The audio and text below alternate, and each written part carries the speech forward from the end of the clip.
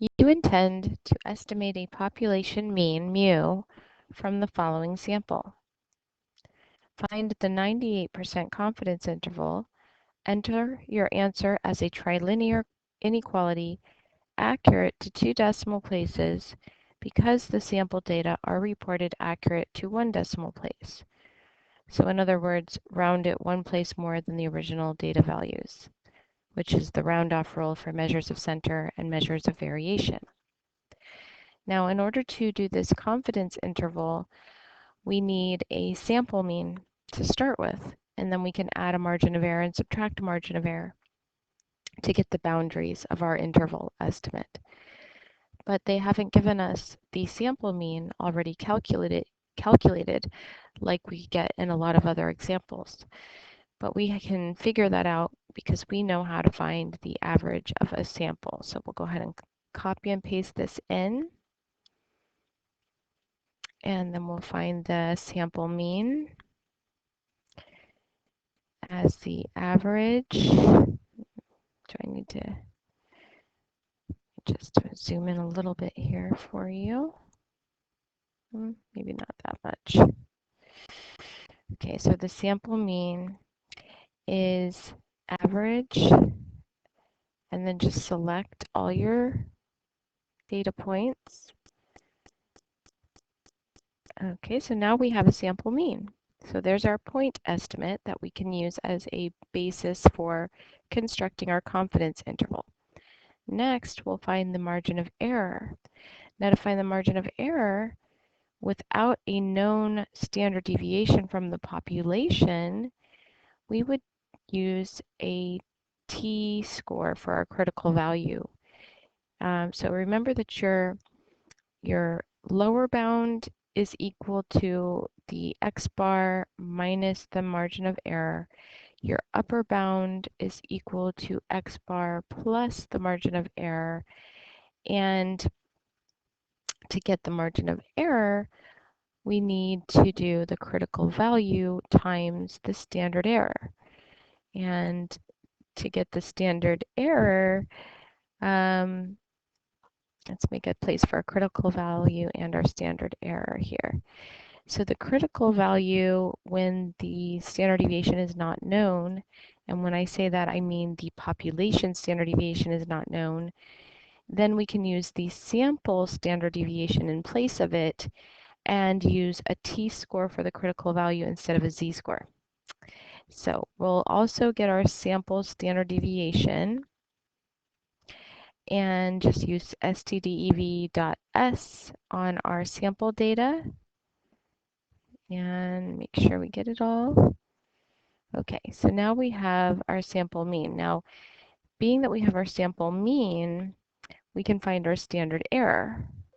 Or I meant to say, let me say that again. Being that we now have calculated our sample standard deviation, we can use it to calculate the standard error for the sampling distribution. So we would divide it by the square root of n. Well, what is n? Can we figure that out? N is the count of all the values that were given in my data table. So I get 46 values, and if you count these up, you should get 46 as well. We have 1, 2, 3, 4 columns, and in each row, 1, 2, 3, 4, 5, 6, 7, 8, 9, 10, 11, 12 rows. 12 rows times 4 is 48, and we're missing 2 values, so 46 is right.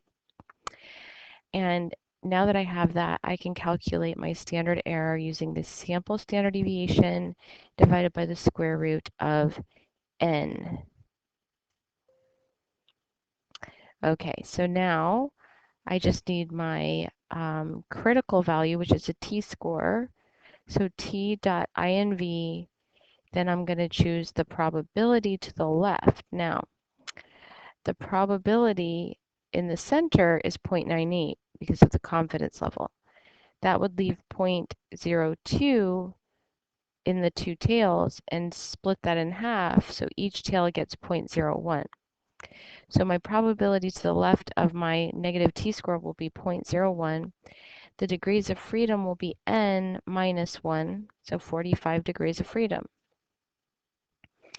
And whenever we're calculating a margin of error, we have to make sure we're using the positive version of this. So there's a couple ways you could go about that. You could change this to be 1 minus inside here. Instead of the area to the left being 0.01, it'll be 0.99, and that will give you the positive critical value. Or you could have kept it the way it was and just put a negative on the front of it. So double negative becomes a positive.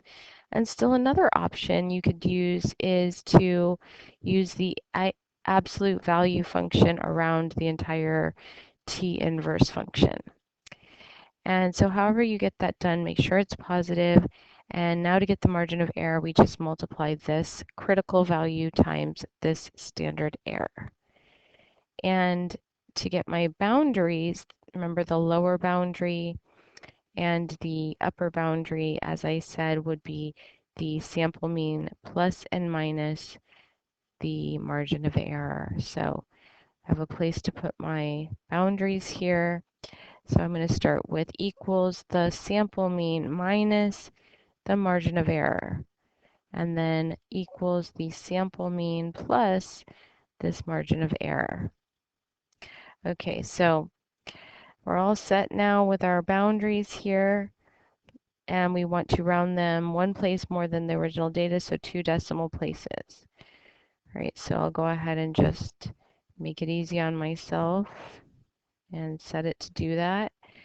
And then I have one answer, 45.08, and a second answer, 50.69 for my upper boundary. Okay, and that's that.